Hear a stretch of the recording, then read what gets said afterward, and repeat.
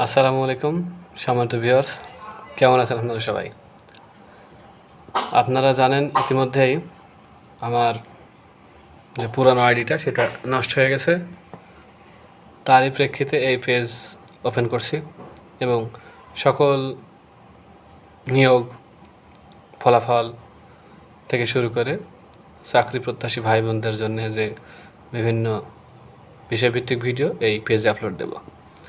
আজকের টপিক হলো আমাদের হাতে প্রায় ৩৩০-এর মতো উপজেলার ফলাফল এসছে এবং সেগুলো আমরা বিভিন্ন সময়ে গতকাল থেকে শুরু করে বা তার আগে থেকে শুরু করে আমরা পোস্ট করেছি উপজেলার নাম উল্লেখ করে। এর ভিতরে অনেকেই আমাদের ইনবক্স করেছেন বা যারা হোয়াটসঅ্যাপ নাম্বার ছিল তারা জানিয়েছেন, যারা টিকেছেন। সেক্ষেত্রে আমরা দেখেছি প্রায় এখন পর্যন্ত আমাদের হিসাবে প্রায় ৮০% ফলাফলই একেবারে ফেয়ার হয়েছে, অর্থাৎ কোনো রাজনৈতিক হস্তক্ষেপ ছাড়াই সুন্দর মতো নিয়োগ প্রক্রিয়া সম্পন্ন হয়েছে।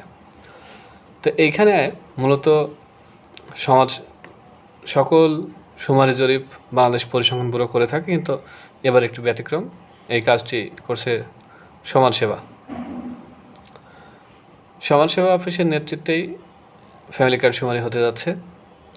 আগামী 16ই আগস্ট সমাজ কল্যাণ মন্ত্রণালয়ের মাননীয় মন্ত্রী এই কাজের শুভ উদ্বোধন করবেন। কয়েকটি পদে, তার ভিতরে সুপারভাইজার, তথ্য সংগ্রহকারী এবং এই দুটা পদের এবার অপেক্ষমান রাখা হয়েছে। অনেক সময় দেখা গেল এই কাজ শুরু হয়ে বা শুরু হওয়ার আগেই কারো চাকরি হয়ে গেল বা বিভিন্ন দুর্ঘটনা ঘটতে পারে।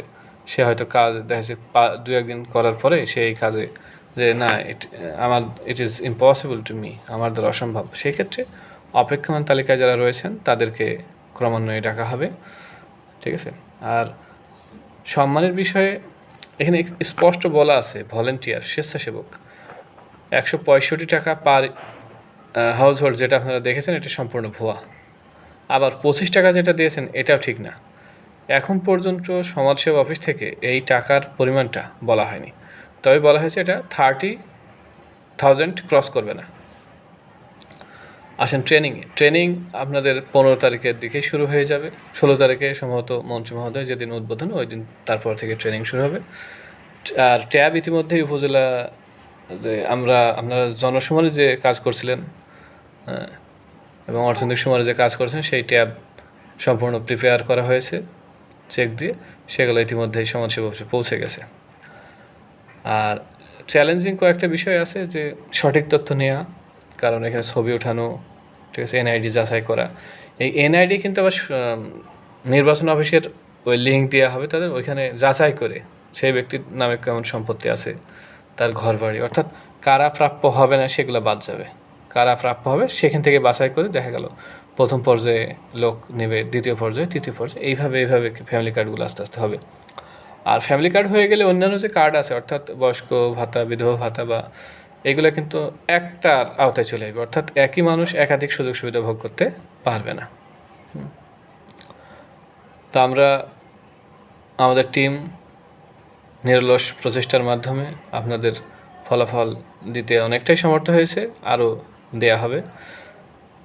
আর আরেকটা কথা, শুমারিকালীন সময়ে কোনো শুক্র শনি রাত দিন নেই, অর্থাৎ সবসময় সর্বদা এরা কাজে ব্যস্ত থাকবে, আপনাদের ফলাফল থেকে শুরু করি পরীক্ষা নেওয়া, ফলাফল, কার্যের সময়। তবে 45 দিনের যে কাজ, এর ভিতরে আপনাদের ছুটি এভাবে দেওয়ার কোনো সুযোগ থাকবে না। আপনারা যারা দায়িত্ব পাবেন, এটা রাষ্ট্রীয় একটা দায়িত্ব মনে করে কাজ করবেন। এই তো মোটামুটি এইগুলাই। আর যারা এবার টিকলেন না, ভবিষ্যতে তারা বিভিন্ন জরুরি শুমারিতে কাজ করবেন, এটাই আমরা প্রত্যাশা করি। আরও ভালো ভালো পর্যায়ে যাবেন।